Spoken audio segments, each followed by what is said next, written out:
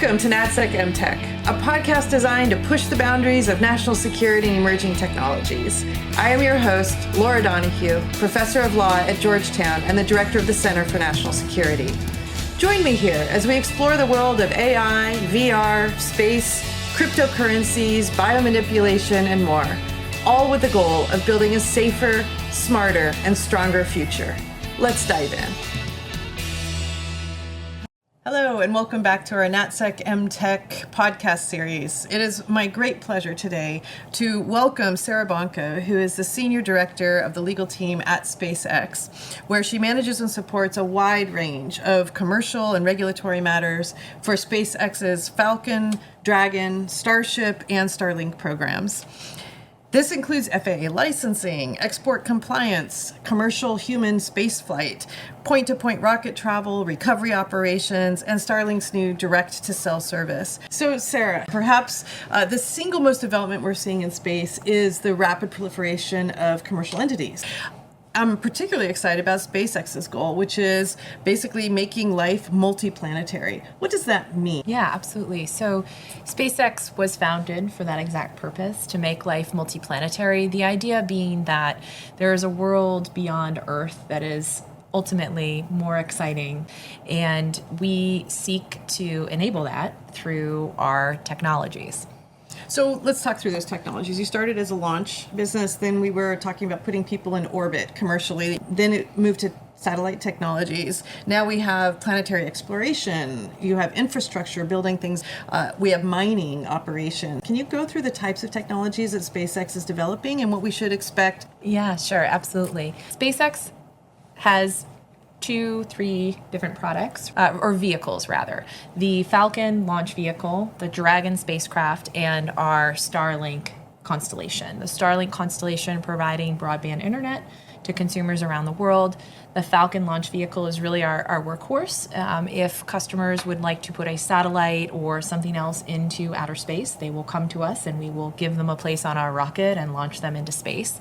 And the Dragon spacecraft is carry astronauts. And Dragon is actually the only spacecraft capable of carrying significant down mass. And we also use our Dragon spacecraft now to carry what we call commercial astronauts or non-government astronauts into orbit, or they may go to the International Space Station. Okay, but your goal is to go to Mars. Let's talk about that. Yeah. So we are currently developing our next generation launch vehicle called Starship.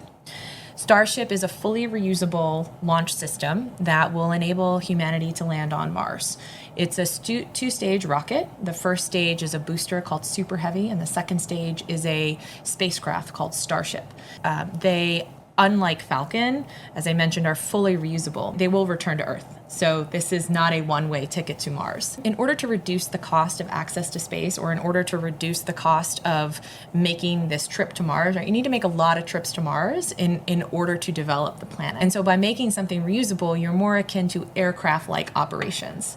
Right? Rapid reusability is what we want. We want to be launching multiple times a day. Historically, the United States had many different launch vehicles that the government owned and operated, but today it's only the Space Launch System, and it is only launched once. So we have shifted completely, almost, to relying on the commercial sector for rocket launches. Okay, so let's look at this Starship. Mm-hmm. You boost them out off the planet, mm-hmm. right, into orbit. Mm-hmm. Then you refuel them before mm-hmm. they go to Mars. Mm-hmm. What happens when they get to Mars? How do they get back? The fuel for the rocket is methane. And then that's different from what we use on our Falcon rocket, which is kerosene, because you can make methane on Mars. Mm-hmm. You cannot make kerosene on Mars. And so the idea being that if we are going to have a civilization on Mars, and we're going to be making multiple flights back and forth, you're going to need to have the ability to generate fuel on Mars. But are we going to be able to generate it upon landing the first time? Probably not. The idea would be that you send enough fuel with you on the ships that make that journey. Well, the obvious kind of elephant in the room here is there is no law regarding this, right? Because we have the Outer Space Treaty, for instance, which is between sovereign states. It has nothing to do with commercial entities. What does the international law look like for the framework in which U.S. SpaceX operates? Those international laws are implemented through domestic regulatory or other statutory frameworks. So while we abide by the principles in these treaties because the U.S. government is making sure that we are following their interpretation of those foreign policies. Okay, so and we have spoken with Todd Pennington in another podcast, talking to him about the Outer Space Treaty, the Rescue and Return Agreements, like the Liability Convention, Registration Convention, the Moon Agreement, like all of these treaties we've kind of explored. So if those are not strictly applicable to SpaceX, you still have to operate within their confines. Then the United States is liable under international law for that. If you don't have a law that permits this, companies are not going to take the risk from a business perspective to develop technology to enable that. And so I do think that that is a threshold matter, is something that should be reconsidered. Yeah, low Earth orbit is viewed as the world's largest garbage dump at this point because there's so much debris. Does that debris inhibit SpaceX's ability to operate? It's certainly a challenge.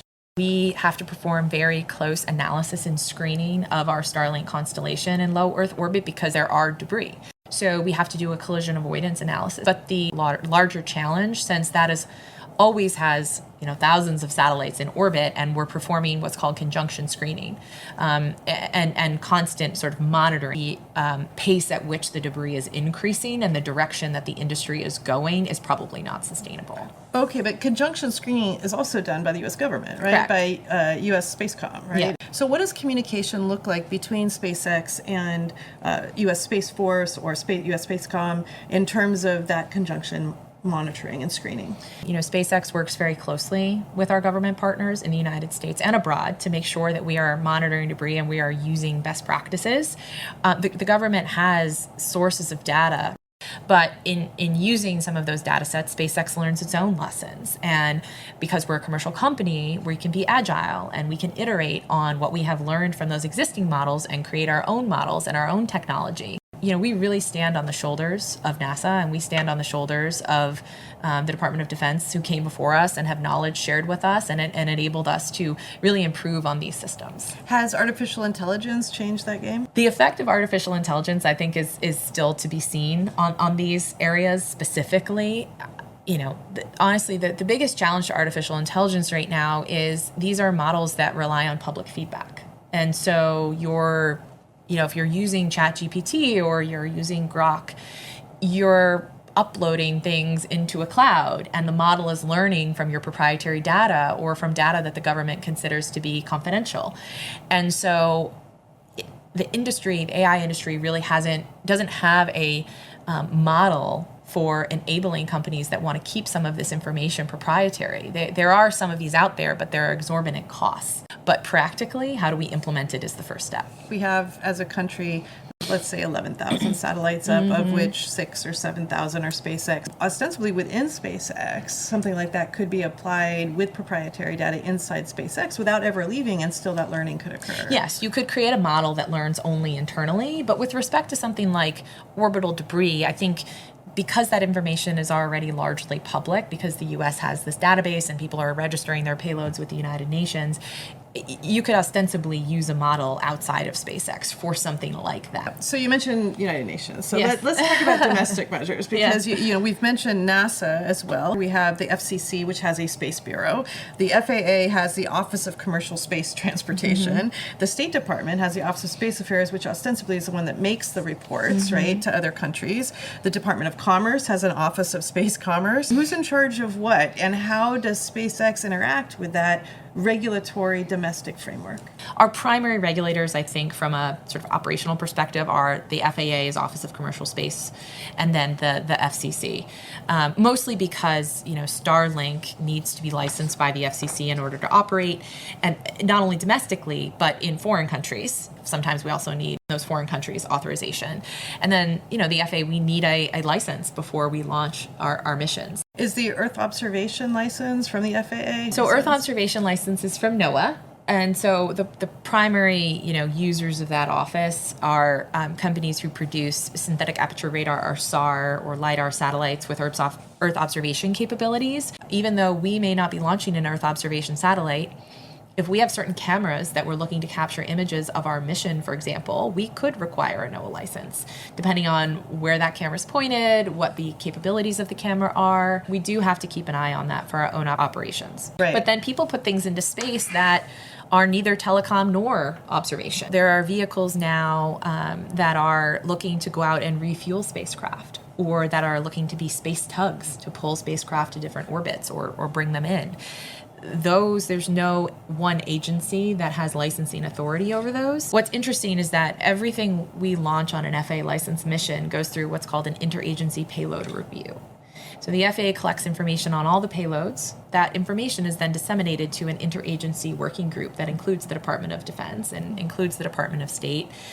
And so if something is not subject to the FCC or not subject to NOAA, they still do go through a government review process that enables the U.S. government to vet from a national security and foreign policy perspective what those payloads are doing in orbit. Is that a Coke bottle? Like, is that a choke point in the system, or is that a pretty efficient way to have this work? I will say it is redundant in some ways. If you go get an FCC license, you still need to go through the interagency payload review. But then these payloads are vetted again by the FAA, and the concerns that are raised are different the second time around. And that payload review actually occurs quite close to launch. So launch campaign may be ongoing. Perhaps we've already stacked all the satellites. And if there's a national security or foreign policy concern, do we have to unstack everything? So stack the satellites. So when you launch, you just like stack them up and then Yeah, so how does that work? Historically had these massive geostationary satellites that were built over a number of years and designed to last 10 to 15 years in orbit, and they cost $200-300 million. That's really changed. The industry has migrated towards medium to small satellites or even cube satellites. And because the satellites are smaller, but our rockets are still have a lot of performance to carry a large volume of payload, so we end up putting a lot of different smaller satellites or medium-sized satellites on the same launch. And because your volume is mostly vertical on a rocket, you have to stack them. Mm-hmm. How big is a cube? Oh. Is it dice? Is it like... They can be as small as a dice. I think dice might be too small, but a Rubik's cube, let's say. They can be. Yeah, there's all sorts of sizes these days. I mean, wow. All sorts of instruments. Not all of these really small satellites are looking to provide consumer services. Mm-hmm. A lot of them are research universities who are putting up experiments with avionics in space, or want to test a smaller piece of the prototype on a smaller scale. Okay, so we've got FCC for telecoms. We've got NOAA for Earth observation. What about these other entities? What does the State Department do? What does Commerce do? What is NRO's role? What about the intelligence agencies like NSA, Cybercom? Like, what are their roles vis-a-vis what you do? Yeah, NOAA is a part of the Commerce Department, so that's one of Commerce's roles. The other role that Commerce plays is export licensing. So in order to launch a satellite or build a satellite with a foreign person relative to a U.S. person, right? U.S. persons have to get an export license. And most of the commercial space technology is controlled by the Commerce Department under the Bureau of Industry and Security. Launch providers also need to go get an export license from the Department of State, the Directorate of Defense Trade Controls, who also has a set of export regulations that control technology that is more significant from a national security perspective. And so that's really state and commerce's primary roles. But again, they're part of the interagency payload review. Does NOAA do anything else?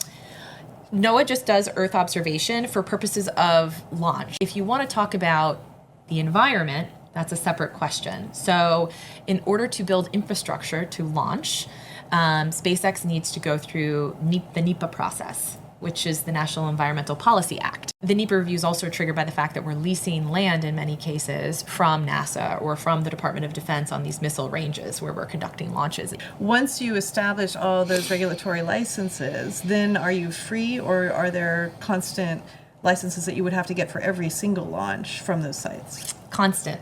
So we typically have a baseline license that covers a vehicle plus a site, and then their regulations dictate when a modification is required, but every time you have a different payload, a modification is required. So we have licenses where we launch the same type of Starlink satellite on the same trajectory, on the same vehicle from the same site.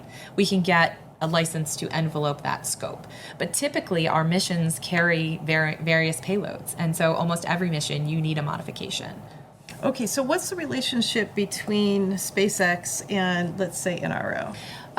We have various contracts with the intelligence community. The Department of Defense, they are also, in a sense, our regulator, imposing safety requirements primarily on SpaceX for use of their ranges.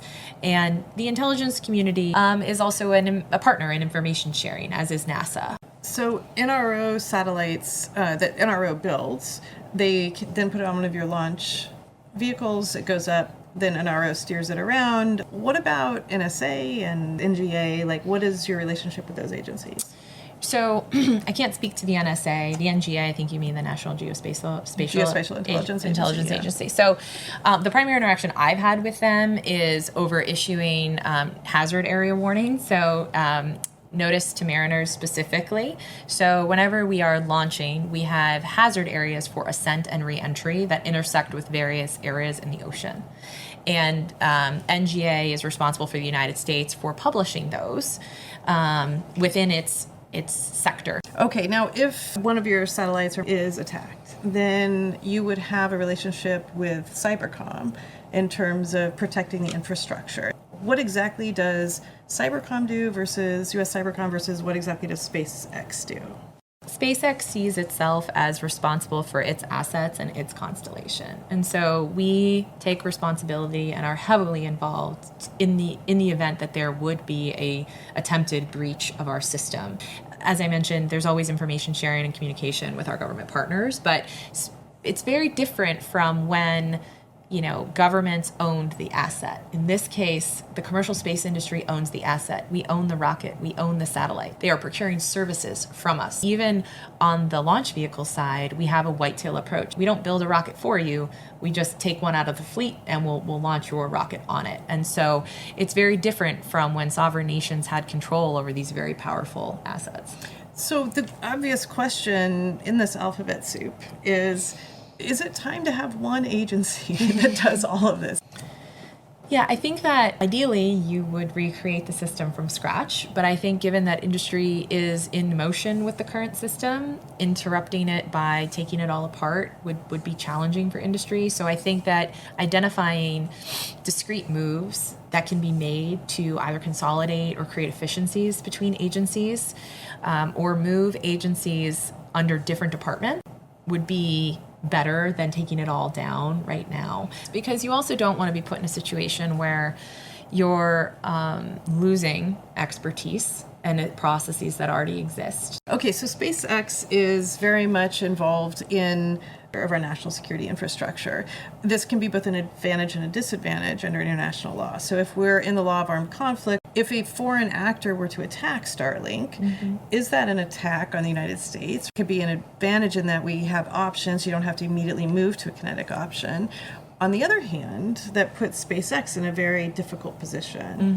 I think this is actually a harder question for the U.S. government to try to answer, especially if they're having conversations with other foreign countries, right? So despite the Outer Space Treaty, there are causes of action under U.S. law or under various states where foreign nations could seek remedy against SpaceX for something, or where SpaceX could seek remedy against a foreign nation. How you would fit rocket launches and spacecraft and orbital debris into a negligence framework is very interesting. But states have taken steps to address that. There are states in the United States that waive liability for launch companies, and same at the federal level. So I think that it's a interesting legal question, but not one that is being forced to be answered right now. Because we're a commercial company, we are not subject to the Outer Space Treaty. And so our conversations with foreign nations or sovereign nations don't involve that. The sovereign nations understand that this is something they need to discuss with the U.S. government. Right. On the flip side of that, if the U.S. government were to use Starlink in any sort of a manner that other countries felt was an invasion of their sovereignty, then that would create a vulnerability, right, for SpaceX as well. Foreign nations could try to make that claim with the United States. I think it kind of raises the bar diplomatically, and that's like I said, an issue that the U.S. government sort of would need to address. But I don't think it makes us any more vulnerable than we already are. So how do you handle situations currently that might arise with a foreign country? So say there's a launch and debris washes up, right, onto the shores of another. What is Space Roll's role versus what is the State Department's role versus what is U.S. government's role? Yeah, I mean, SpaceX sees itself as responsible for debris that may wash up on shore or may fall into someone's, private property. And it's our responsibility to go clean that up and to take responsibility for claims of injury or property damage. We are a commercial company. We are responsible for our own actions. We seek a path to try to remedy those by working with the foreign government. We're always in close communication with our government partners, and the sovereign nation sort of has the right to then go speak to the U.S. government about that, or in some cases, the sovereign nation may say we would rather deal with the State Department, and we have to sort of let them take that path. But we would much prefer, I think, to speak to them directly to try to address concerns that they have. Okay, so let's talk a little bit about the volume here. So 88 countries currently have at least one satellite up. The United States has around 11,000, Russia around 7,000, China 5,000, etc. What do we do when there are this many actors in space, plus the commercial entities that are operating in space? What does this mean in terms of how we think about persistent ownership and salvage law under international law, and whether that should be changed? The idea of having norms and standards and agreed upon practices for retrieval of orbital debris is really important. The traditional way, if you have control over your asset, is to deorbit it. And I don't think it has to be just like maritime law or just like Antarctica or just like the Outer Space Treaty. Why not take the best parts of all of that and think through really how we can make it better? Humans have a tendency to think in terms of what exists and what the norms are. I think one of the things we're pretty good at SpaceX is imagining, what it could be. And so taking that thought process and applying it to some of these big problems. Okay, so even though you're not a signatory to the Outer Space Treaty, those instruments do deeply affect you. Let's talk about mining. Because under Article 1 of the Outer Space Treaty, it says that all states shall be free to explore, and space shall be free for use by states without discrimination of any kind based on equality in accordance with international law. We have this principle of non-appropriation, so much so that when we planted the flag on the moon the first time, we actually had to pass a law domestically that says this act is not to be construed as a declaration of national appropriation by a claim of sovereignty. So Mars, we're planning on going, right? How is that not going to kick into play this claim of sovereignty if you're talking about a multiplanetary life system? Every planet we go to, by creating systems, by setting up a biosphere, by growing agriculture, by putting containers there that perform experiments, by sending humans backward and forward, how is that not an appropriation of outer space? I think that those principles are subject to interpretation, and I think that the Artemis Accords are actually a good example of that. So the Artemis Accords arguably conflict with Article 1 of the Outer Space Treaty, and that they allow for temporary use and resources. You can extract resources on the moon. So I could go pitch a tent, pick up some water, and bring it with me to Mars, theoretically. So I think that the Outer Space Treaty guides sovereign states and can be a guide for commercial companies. And you could have something for Mars similar to the Artemis Accords for the moon. But again, the Artemis Accords are between sovereign nations, and those have taken years, over a decade, to sort of negotiate and get people on board. And I think there's always a place for sovereign states and that type of diplomacy to set international norms. But ultimately, I don't think that should limit the ability for commercial companies to seek and to develop and explore these other planets. So the moon, right? There are reasons for us to go there, right? So you have the lunar regolith, right? You've got rare earth metals, right, that might be there. You have potential water, right? Energy sources like helium. Right now, those haven't been kind of brought to the surface in terms of Mars, partly because it seems so far away, both temporally and geographically. ostensibly those same reasons could come to the fore, maybe even more so in regard to Mars. So do you see this as becoming more of an issue that needs to be addressed? Do we need an Artemis Accord for Mars now? Is it time to start looking at that? It will certainly become more of a discussion, absolutely. The idea of creating a regulatory structure, I think, is hard, especially when you are in a new place and you don't know what to expect and you don't know how you possibly create these specific rules and standards when you don't have an idea of how things are going to proceed. I think that the principles of the Outer Space Treaty, as I mentioned, can be guiding principles. There have been comparisons between entities in history, like the East India Company, going to other places, creating rules for colonies, for people to set up in different places. Is this something that SpaceX is going to have to be thinking about if you're setting up habitable environments on other planets like Mars? I mean, I think that's going to be in the discussion, but the focus right now is on the technology. If you are on a mission to Mars, I think the priority is not creating rules and constitutions. I think it's on survival and development, but eventually, if people are going to live there longer term, humans are coming from a place where they do have some organized structure and rule of law, and so I'm sure that will be part of it. So Northrop Grumman, for instance, was just awarded this contract to build a railroad on the moon in order to engage in mining operations there. One would assume that in order to put a colony on the moon and run mining operations, that there are going to need to be some rules, especially with scarce resources, potentially high risk. So who should be in charge of developing rule of law in a multiplanetary exploration world? I mean, that's what the Artemis Accords were for, I think, in large part, was to help govern some of these things. I think that your best bet is to have a true partnership and combination of private and public, creating those boundaries or principles that you're operating by. I don't think that government should be doing it by itself. It also raises the question of what about all of the other commercial entities, right, that want to travel? If you're talking about living over a longer term period, what will rule of law look like on these different planets? I mean, are you bringing sovereign nations from Earth, or are you creating a new sovereign nation? And if you're creating a new sovereign nation, or nations, whatever it may be on Mars, maybe it's not, the prerogative of foreign sovereigns on Earth to be dictating that. Super interesting. Okay, what are you most excited about in terms of the future of space? I'm really excited about Starship. I think Starship is completely going to change the way that we think about what is possible in space. It is so big that you can put so many different things into its compartments, that you could potentially use it for interplanetary travel.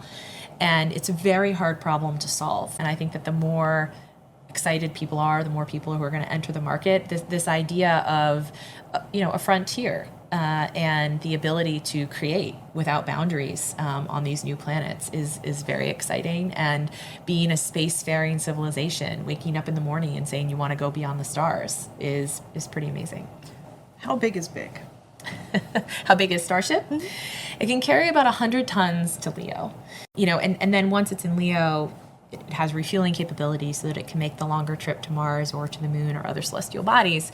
But you think about, you could put more than the James Webb Telescope inside of Starship, right? So you could theoretically go out, pick up the Hubble telescope, bring it back, repair it, and put it back. Maybe you could go up and collect space debris, right? Maybe you could go collect some old satellites. And there's that problem legally of that under international law isn't permitted. But maybe that would be a really good thing, right? If we were able to go up and actually pick up this space debris. This is reminding me of recently NASA just tested the possibility of redirecting an asteroid, right? Because planetary defense is also one of the kind of new dawning frontiers in terms of space and space law. Can you talk a little bit about planetary defense? I think it's really interesting because I think defense has a tendency, we think about defense in terms of one nation or one group of nations, when planetary defense is about saving humanity. And so to be finding ways to solve that problem, I think should be more on the radar of the commercial space industry. The damage that an asteroid or just flying debris, into Earth could cause and disrupt this planet is significant. Well, is this creating a very real national security risk, the failure to sort the orbital debris? Could some of that debris have an equally massive effect on the Earth if it were to re-enter the atmosphere unexpectedly?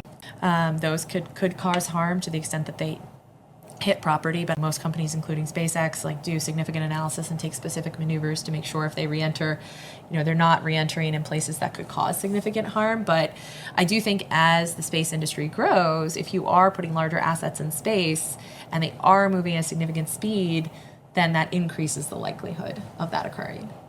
So the next question I really wanted to press on is, what keeps you up at night? Yeah. I think what keeps most people up at SpaceX at night is the urgency to complete or further the company's mission. We face a lot of delays and frustration on a daily basis, and problem solving, whether it's engineering or government problems.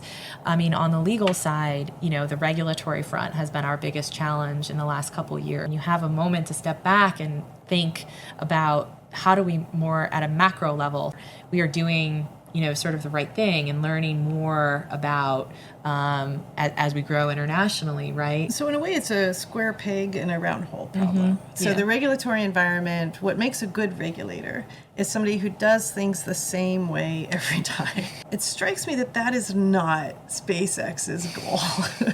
That actually SpaceX's goal is to do it quickly, efficiently, and in a way that's going to transform life as we know it.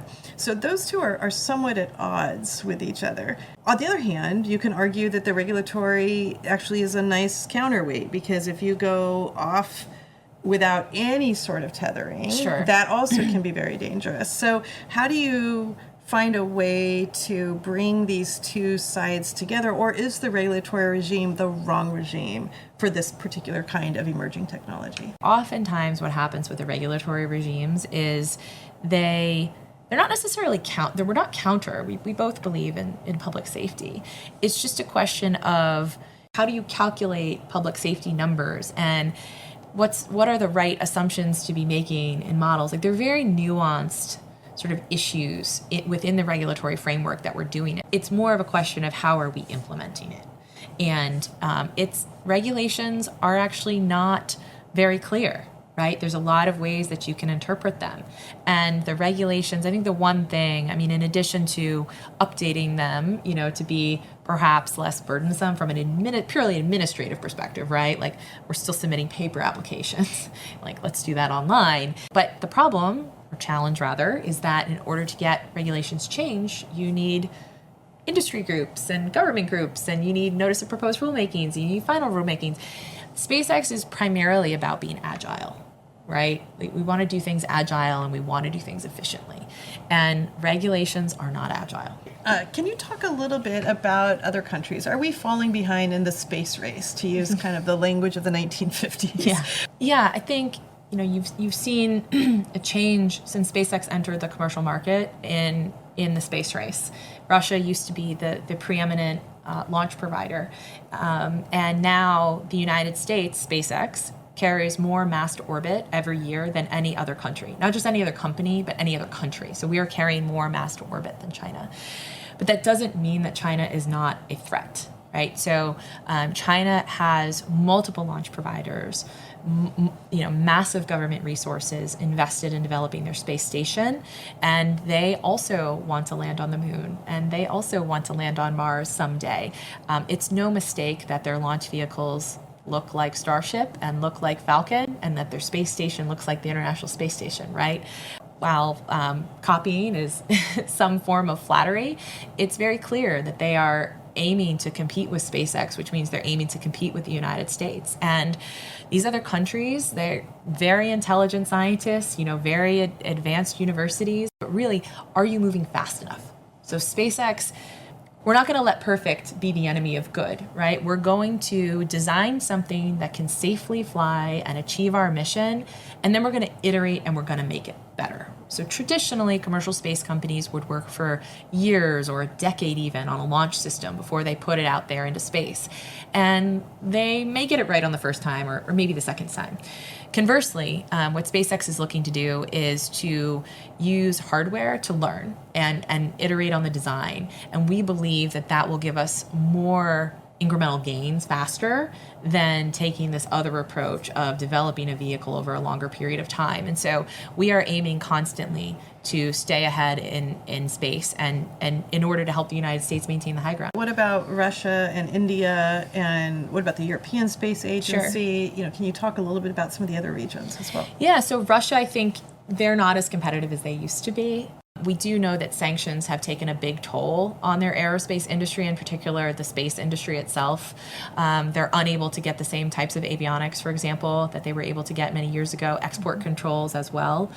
And they don't have the same domestic programs that China has in their university, and they don't have the same type of funding that China has. China not just has the government funding, but they also have a lot of wealthy equity firms or individuals who are funding startups the same way that we did in the United States. I think you see more similarities in terms of the development of the industry in China than you do in Russia.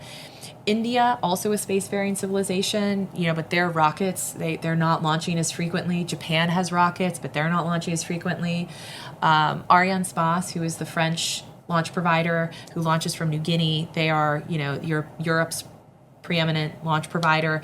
They just brought their new vehicle online, Ariane 6, and that is expected to increase cadence in the next several years. We're actually in this very interesting time in commercial space. There's a lull. A lot of countries are transitioning to new rockets. So we're in this period where SpaceX is getting a lot of launches off because there are not a lot of other providers online. But more providers are going to be coming online. And so I think SpaceX in the United States will remain ahead, but I think there needs to continue to be a sense of urgency. I don't think there should be complacency because these other nations have these capabilities. Are there barriers that need to come down? From our purview in the United States, we seem to have more regulatory requirements than some of these other countries. Now, that's not to say that the other countries don't have their own challenges, right? There's bureaucracy in other countries as well. It may just look different. But definitely the timelines that we are dealing with on some of our licensing or some of our environmental reviews is much longer than you will find in any other countries and not sustainable to keep pace. So perhaps the single biggest development that we've seen in space is the commercialization. And one of the most exciting developments there is SpaceX, right? And this goal to make life multiplanetary. Yeah. Can you talk a little bit about that and what it is about that most excites you? Yeah, I think the idea of exploration and also the idea of humanity coming together in this way that I think you haven't seen on Earth very often lately is not just exciting, but inspirational and motivating to be a part of something where you could discover something new without, sort of barriers considering, you're from this nation or that nation. And then also I'm a lawyer and, to be able to do something that I love, which is practice law in this very novel operational and technological environment is just every day is exciting. And there's never a dull day in trying to solve problems for SpaceX. So you're inspired and you're challenged. And I think that for me at SpaceX is what gets me out of bed every day. You don't seem interested in this. You mentioned this multi-planetary exploration and life on all of these different planets. You're not interested in the moon. I'm not hearing, and therefore we need to go to the moon. Why not? Why is the moon not of particular interest? Why Mars? I don't think it's not of particular interest. The moon is not as inhabitable or as developable. You can't develop it in the same way that you can Mars, right? The moon doesn't have all of the same characteristics as Mars. And so if you're looking at developing a longer term human civilization on another celestial body, Mars makes more sense than the moon. But that doesn't mean that the moon doesn't have value, right? There's resources on the moon. There's things you can learn from going to the moon. It's much closer, right? So you can sort of iterate on technology and operations by going to the moon maybe before you go to Mars. But you're heading to Mars. We've heard 2 years thrown out, 2026, 2028, for going to Mars. why those years? Is 2027, not a good year in the calendar? Like what help us understand why 2026 or 2028? Yeah, there's something called an Earth-Mars transfer window, and those only occur every about 2 years. And what that means is that Mars and Earth are aligned in a way that makes the time to travel to Mars shorter. So it's not that you can't travel in the off years, it's just not as efficient. And it's, I think, a little unclear from a technology perspective if the technology is available to make the longer journey at this point, right? There are limitations to propulsion, there are limitations to radiation. So I think that, and your return trip, right? So maybe if you go there in an off year, you can't stay as long before you come back. Humans on board is the idea, or the idea is to have humans on board to go to Mars eventually. When that will happen, we'll have to see. That's 2026. To be seen. To be seen. Excellent. Well, thank you so much for coming on. It was really a pleasure to have you. Thank you so much, Laura. If you enjoyed today's episode, please subscribe to our channel and invite anyone who would like to join us. I will see you in the next episode. Until then, stay curious, stay informed, and keep asking the big questions.